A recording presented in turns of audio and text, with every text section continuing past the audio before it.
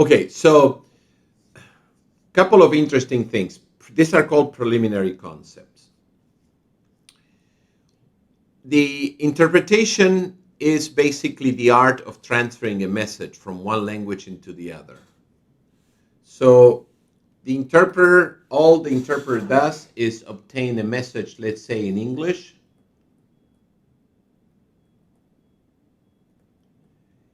and transfers that into the opposite language. Mensaje is going to be in Spanish, in our case. Here's the interpreter. So the interpreter receives that information, that message, and transfers that into Spanish. Okay, this is mensaje there, believe it or not. Okay, so now, how do you transfer a message? Does it mean that if I say, let's see, the message in English is yes, yes, yes, of course, then you transfer as sí?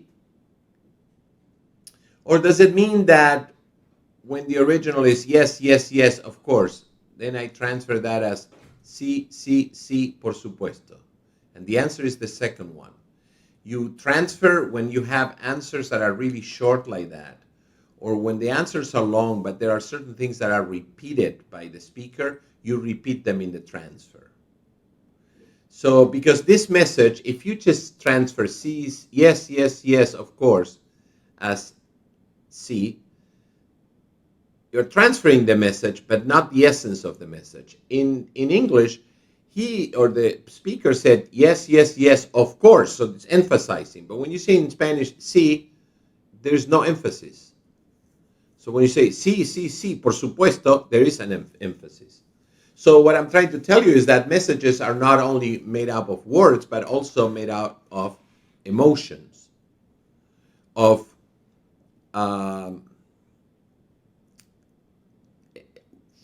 expressions that convey either an assurance or lack thereof. So the emotions you don't transfer. If I am saying something in English or in Spanish and I'm crying, you don't have to cry because everybody can see that the person is crying. So those type of emotions you don't transfer. But what you transfer is when they want to emphasize something or when they don't want to emphasize something. So that the message is complete and nothing is lost in the transfer. When you deal with message, so the first thing that you need to keep in mind is that this is not an art. Interpreting is not the art of transferring words. Words are always problematic. Words make sense when they are put together with other words and they convey a message. Then we can interpret that. So we always say that when we look at one individual word, that word in general could be a word that has more than one translation into the opposite language. So I can be looking at many different terms, whatever terms I want, and in many instances it may have different translations into into Spanish. For example, just a simple one, care. Okay, well, cuidado is one of them, but it could also be atención. It could also be asistencia. So the question is, which one do I use? Well, cuidado is more like when you say, I'm going to take care of my mother. Voy a cuidar a mi madre. Care is atención when it says, for example, healthcare, atención médica. Y atención y asistencia are synonyms. So on these three, only these two are synonyms. This one is not necessarily so. So it doesn't mean that when you look up a word in the dictionary and you see three possible translations, you can pick whichever you want. But what determines if I use cuidado or if I use atención o asistencia? Context. So if I say take care, it's, cuidar. That putting the take before is cuidar.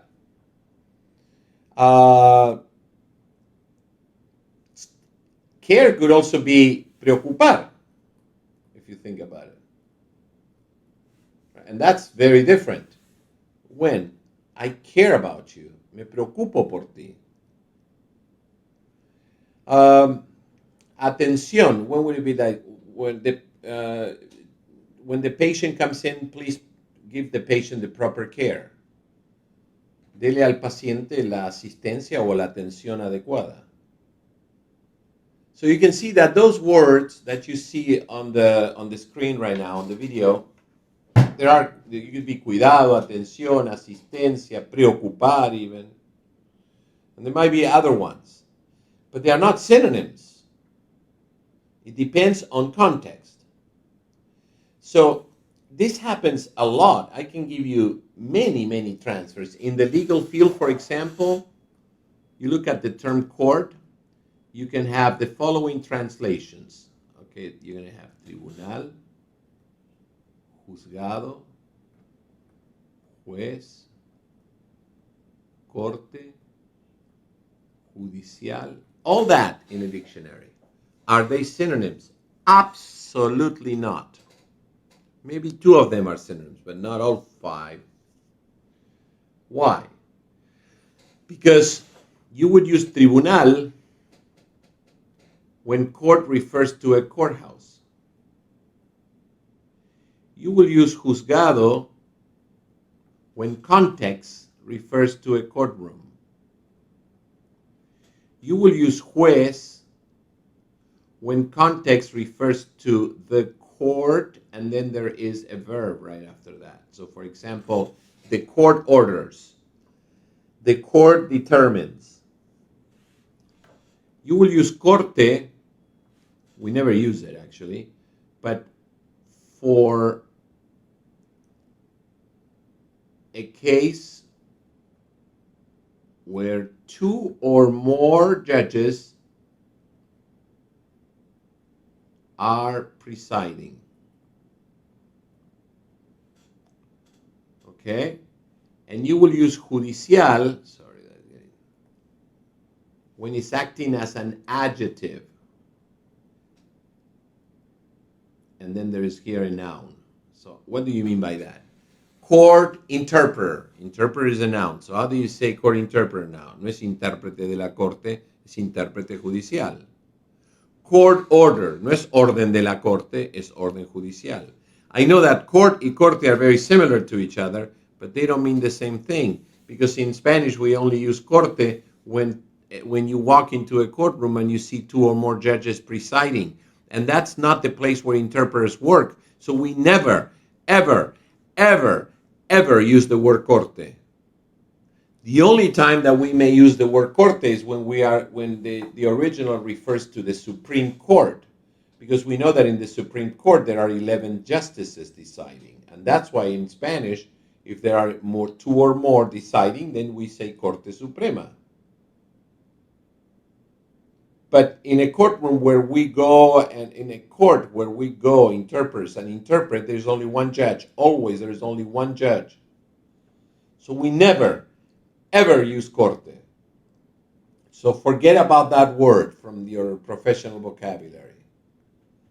So now the question is, okay, so how would I use this correctly? Well, if I say, for example, you have to go to Los Angeles Superior Court. In that context, they are referring to a building. And therefore, the translation for court is el tribunal, Tribunal Superior de Los Angeles. If I say, for example, you have to go to courtroom, the court that is on the 2nd floor. We're already in a courtroom, so go to the court that is next door to our court. Well, that clearly refers to, if you are in a court, it means you're in a courtroom. So go to the court next to my court, to this court, is vaya al juzgado que está al lado de este juzgado. When do you use juez? Well, if you hear, for example, the court will decide, the court will order, it starts with the or this. And then you have the word court and then a verb. This court is very concerned. This court will decide your case. In In that instance, court is juez. So the court will order you to do this. El juez le va a ordenar. It's certainly not la corte. Forget about corte. Never doesn't exist for us. And when do you use judicial? When you see court and then you see something else.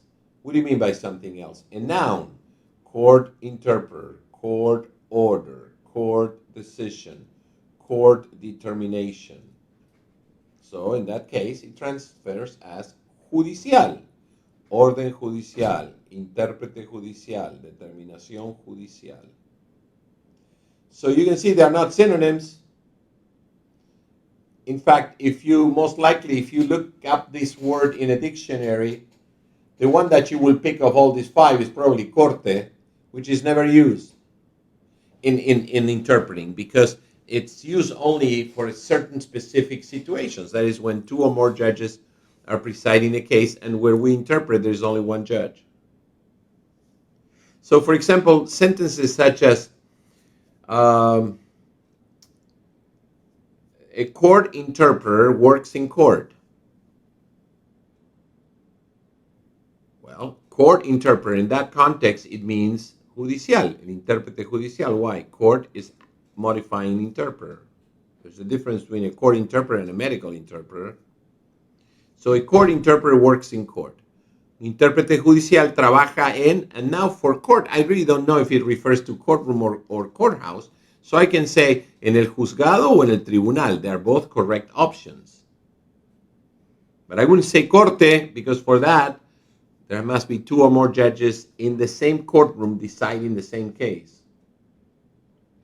So this is just to illustrate that words by themselves, we say that they are unstable. So single words are generally unstable. There are some that are not, many that are not. For example, if I say microphone, micrófono, what else could it be? But when you go to a dictionary and you see a word and you're looking up the translation of a word and you see many translations, don't assume that they're synonyms because most likely they are not. So an unstable word is made stable by context. Because as soon as I hear Los Angeles Superior Court, I have sufficient context to say that court is tribunal. As soon as I hear he is a court interpreter, I have sufficient context to know that it means intérprete judicial. In care, as soon as I hear I care for you, I have enough context to say tú me preocupas o me preocupo por ti. As soon as I hear care in this context, we're going to give you the right care, then, it's going to be el cuidado, or atención even there, but it probably will be atención o asistencia. As soon as I hear, I'm going to take care of, cuidar. So you can see that the word by himself meant many things, but when we put them in context, the meaning did change. It allows us to take 5 possible transfers, tribunal, juzgado in the case of court, but as soon as I put context into the equation, I know exactly which one it is. So because interpreting is the art of interpreting messages, you need to pay attention to the message, because in that message, in that context, you're going to see the proper transfer of that word that when you look it up in the dictionary has maybe 5 different or 10 different translations. That's very important. One of the things that we should always keep in mind is that people tend to use translations that sound similar to the English word. If I say, for example, I don't know, to discuss, I'm going to discuss this with you next week, most people is going to say discutir. Without paying attention to discutir is really what it means to argue in English. So if I tell you, for example, don't worry about page number 7. I'm going to discuss this with you next week. And you say, lo voy a discutir con usted la semana que siguiente. No va a discutir. ¿Cómo voy a discutir? We're not going to argue about it. I'm just going to present it. So in this context, discutir es hablar, platicar, presentar, I don't know, whatever you want. But not to discuss is hablar, platicar, presentar, but it's not discutir. The only time we can use discutir in Spanish is when the parties are going to discuss something and both parties have a different point of view. If, for example, I think that this is black and you think that this is white, and we disagree on that, then when we discuss it, ahí sí lo discutimos. But if I'm going to tell you, we're going to discuss this next week, es hablar, platicar. So using the word that sounds similar in English and Spanish sometimes brings some potential risks.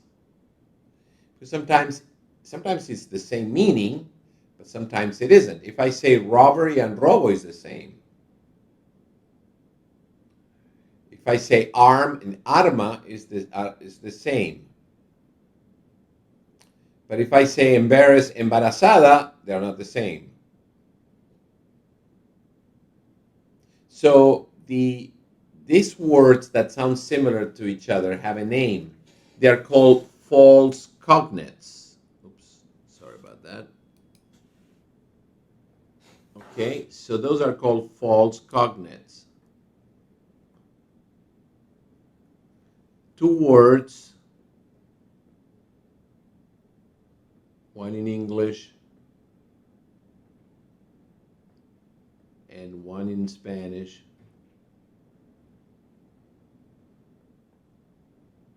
that sound similar but have different meaning. Embarrassed, embarazada, obviously they don't mean the same, because embarrassed is avergonzada. Embarazada is to be pregnant. There are so many of those. If you learn Spanish in the US, you probably will use it. And even if you didn't, you probably use. It's very common to use these words that are very similar to each other. So we try to prevent that from happening. Okay, and that's something that we will catch. I can, there are dictionaries of false cognates that you can purchase. Dictionary of false cognates, Spanish and English, you have many of those. I can get you one, I don't know, I can look for next week if there is any one. But the only way you can get rid of those is if we catch it, we instructors catch it and let you know. So that you know that these terms, these false cognates, do not convey the same meaning. So we will be working on it by, when I listen to you, when I monitor, when the evaluators monitor during the live office hours, or the instructors, I should say, they will be catching those cognates, and they're going to, kind of clean them up, clean up that rendition. It's not a determining factor, but they are a problem. Now, the other ones that are similar are called true cognates. So true cognates is when, I'm giving you an example so I don't have to rewrite this whole thing, is when the word in English, robbery, and Spanish sound similar, so they're similar sound, or sound similar, same meaning. So that's a possibility too.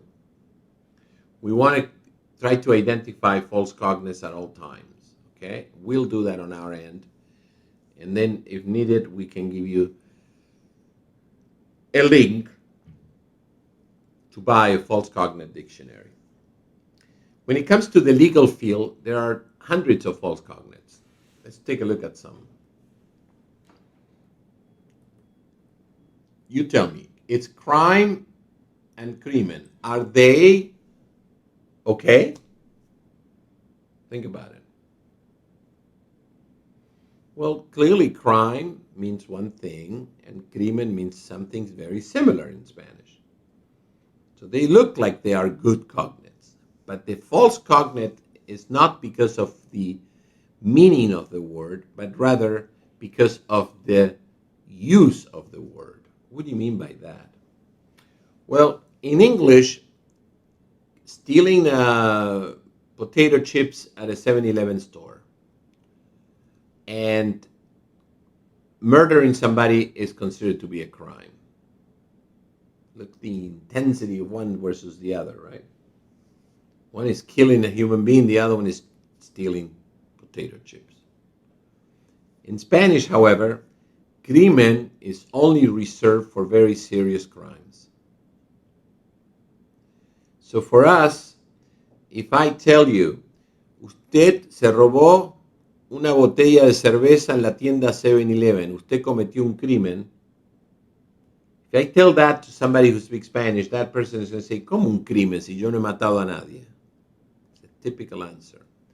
That's why for crime, we don't like to use crimen. We like to use delito.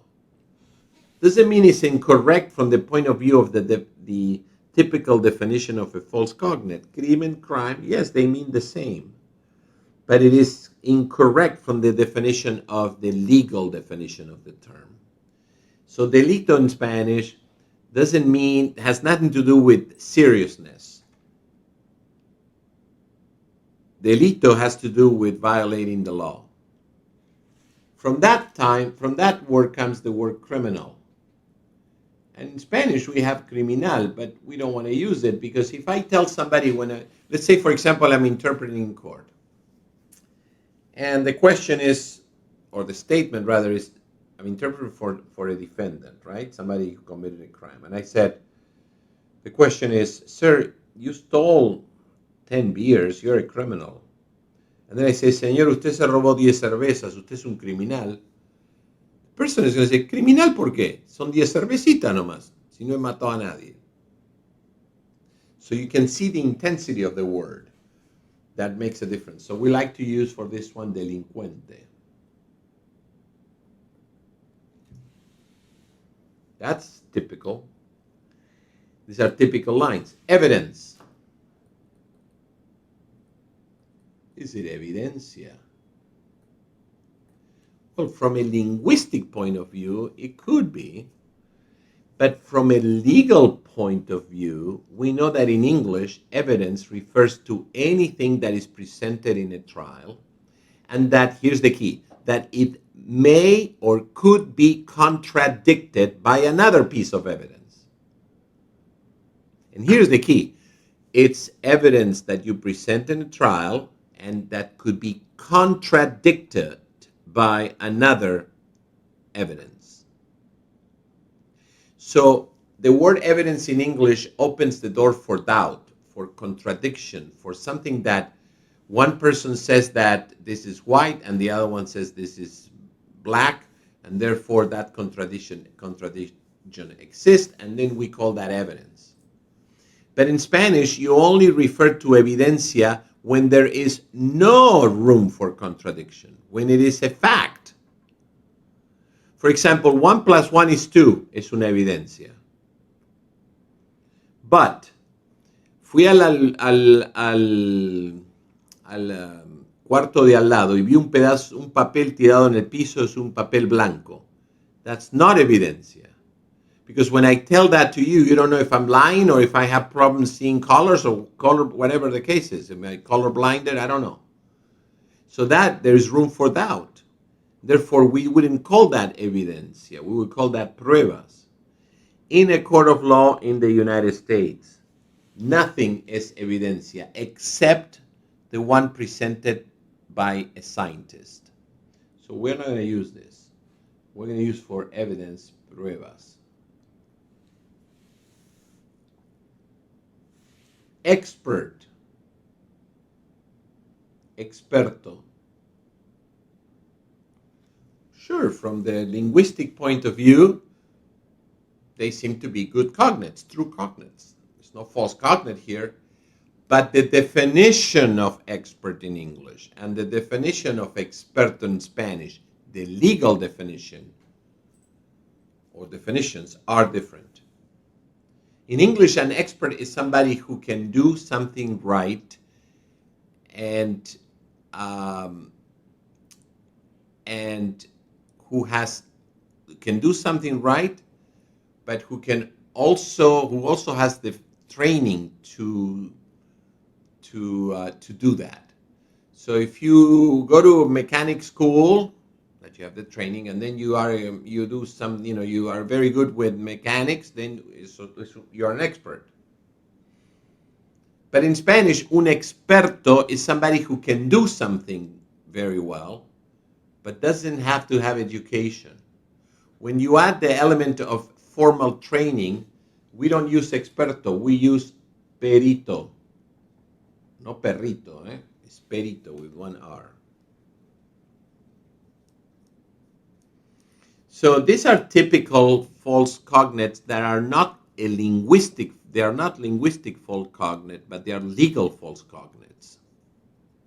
And there are many. For example, let me give you one more. Complaint. Is it queja? In this case, it doesn't sound similar, but I just want to point that out. Well, complaint is queja when you file a complaint with the restaurant, in a restaurant. Una queja, presentar una queja. So that one is fine. But when complaint is used in a legal setting, particularly in criminal, we talk about criminal court, complaint is acusación formal.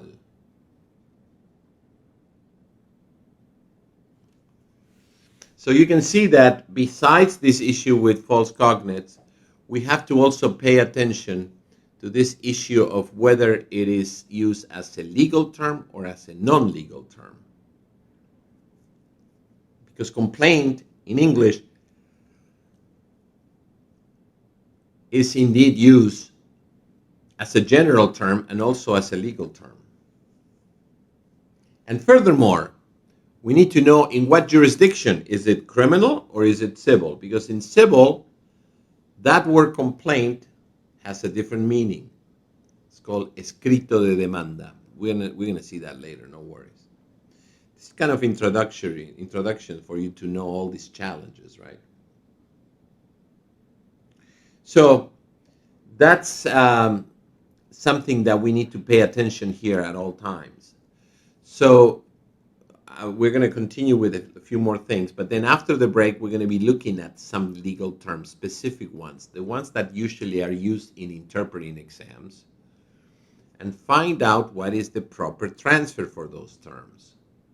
Because what we don't want to do is use a false cognate, which will be correct from a linguistic point of view, but it will not be correct from a point of view of legal definition.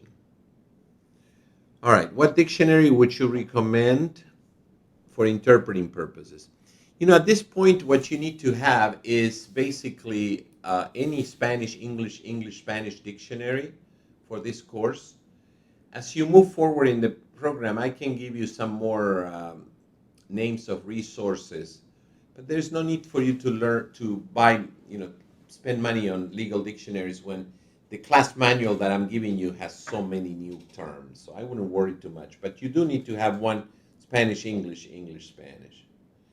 Can we say denuncia when someone files a temporary restraining order at a police station?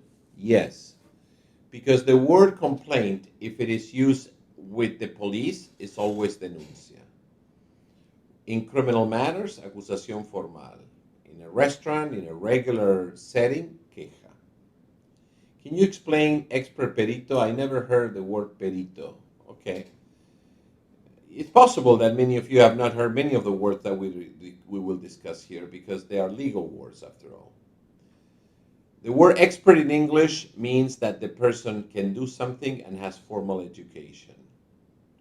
So if you use experto in Spanish for expert, from a legal point of view, it is incorrect because un experto, basically using the legal definition, is somebody who can do something, very well, but has nothing to do with formal education. Maybe he learned from his dad, I don't know. In which case, the translation of experto is incorrect. So the question is, the meaning of the word expert in English implies being able to do something and having completed formal training. Which word in Spanish implies that? Perito, Perito. You can do something very well and you have the legal training to do it, and that's where it comes from. What Spanish do the courts use? What country? Spanish is the same anywhere, no matter what country. What changes is the slang and some words occasionally, but the slang changes, enunciation changes. So when you interpret in court, the ideal scenario is to have an interpreter who is proficient interpreting into Spanish from the country where the defendant comes from. That would be the ideal scenario, but it's not possible, neither is necessary.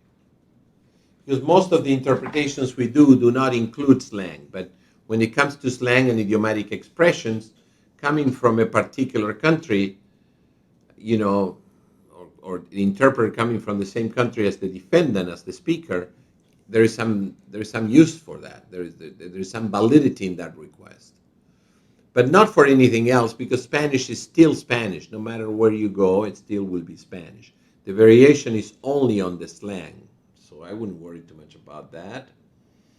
Denuncia is strictly used with police stations, correct. Can you please use perito in a sentence so I know how to use it? Vamos a llamar a un perito para que venga al juzgado. El señor Rodríguez es un perito en mecánica. Juan Pérez está estudiando, no, eso sería más difícil, pero Juan Pérez va a declarar en el juzgado como perito, as an expert witness. Okay, any other questions before we move on to something? I think before we move on to something else, maybe we should take a break here. We'll take a break a little bit earlier today.